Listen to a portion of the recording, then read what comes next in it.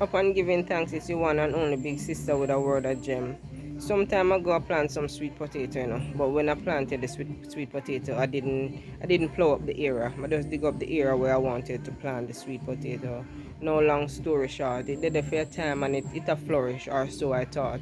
It has spread its wings and are spread out in the garden, so I didn't have any more space to plant anything else. No, yesterday I was at home and I decided that alright, yeah, take up too much space at time for me dig here. So my brother was there, he was helping me to, you know, drop the sweet potato and thing. But to my knowledge, I realized that I didn't get any really.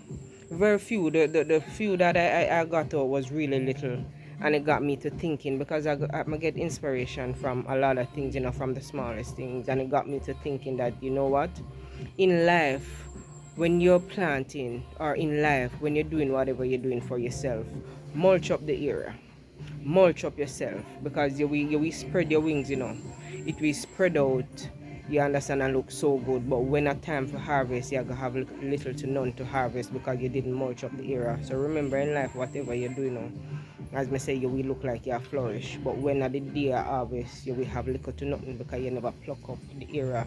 So the more you pluck up the area, the roots, them will just sink down into the earth, sink down and make foundation.